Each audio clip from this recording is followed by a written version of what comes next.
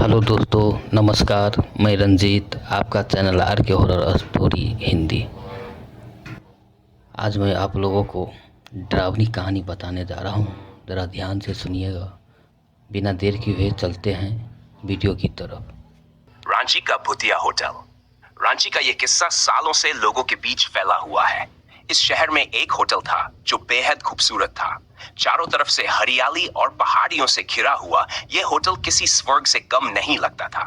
लेकिन इस खूबसूरती के पीछे छुपी थी एक भयानक सच्चाई। होटल का नाम था होटल राजविला। होटल राजविला में बहुत सारे लोग आते जाते रहते थे। होटल में कई लोगों ने अपना समय अच्छा बिताया था, लेकिन कुछ ऐसे लोग भी थे जिनकी कहानी कभी बताई नहीं गई। यह कहानी एक युवा जोड़े की है, अरविंद और प्रिया। दोनों अपने शादी के पहले साल की सालगिरह मनाने के लिए रांची घूमने आए थे। उन्होंने होटल राजविला में एक कमरा बुक किया। पहली रात को सब कुछ असामान्य लग रहा था।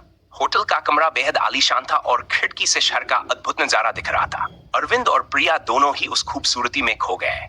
उन्होंने खाना खाया और टीवी देखने लगे। रात के लगभग 12 बजे अरविंद ने बत्ती बुझाई और दोनों सोने चले गए। अचानक रात के करीब 3 बजे प्रिया की नींद खुल गई। उसने देखा कि कमरे का दरवाजा धीरे धीरे खुल रहा है। वह डर गई और उसने अरविंद को जगाया, लेकिन अरविंद ने उसे कहा कि शायद हवा के कारण दरवाजा खुल गया होगा और वह फिर से सो गया। प्रिया ने डरते डरते दरवाजा बंद किया और वापस बिस्तर पर लेट गई। अगले दिन सुबह उन्होंने इस बात को भूल जाने का फैसला किया। दूसरी रात कुछ और भी अजीब हुआ।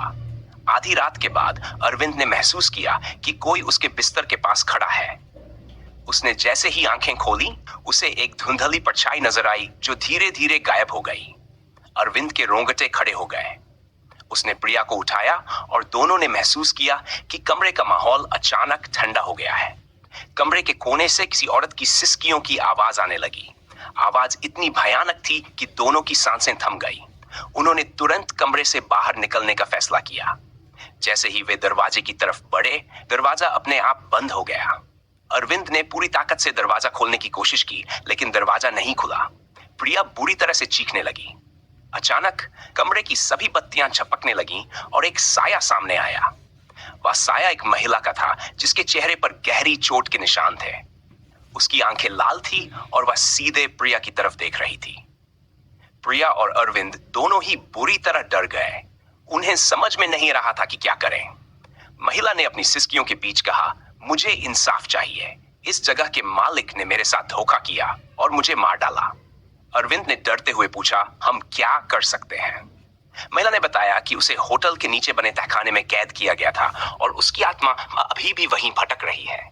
उसे मुक्ति चाहिए और वह तभी संभव है जब कोई उसके लिए प्रार्थना करे और उसकी कहानी लोगों तक पहुंचाए। अरविंद और प्रिया ने वादा किया कि वे उसकी कहानी लोगों तक पहुंचाएंगे। अचानक कमरे का माहौल सामान्य हो गया और दरवाजा अपने आप खुल गया। अगली सुबह अरविंद और प्रिया ने होटल छोड़ने का फैसला किया। वे सीधे शहर के एक मंदिर गए और महिला की आत्मा की शांति के लिए प्रार्थना की। उन्होंने इस घटना को किसी से नहीं बताया, लेकिन होटल राजविला की कहानी धीरे धीरे पूरे शहर में फैल गई। कुछ लोगों का कहना है कि होटल को बाद में बंद कर दिया गया क्योंकि वहां और भी लोगों ने उस महिला की आत्मा को देखा था। आज भी होटल राजविला वीरान पड़ा है और लोग वहां जाने से डरते हैं। रांची का यह होटल अब भले ही सुनसान हो, लेकिन उसके अंदर छुपी कहानियां आज भी लोगों को सिहराती है। कहते हैं कि जब भी कोई इस होटल के पास से गुजरता है, उसे रात के समय सिसकियों की आवाज सुनाई देती है। शायद वह आत्मा अब भी इंसाफ की मांग कर रही है। हेलो दोस्तों, अगर ये कहानी आप लोगों को अच्छा लगा हो तो लाइक, कमेंट, शेयर ज़रूर कीजिएगा। अगर अच्छा ना लगा हो फिर भी कमेंट करके ज़रूर बताइएगा।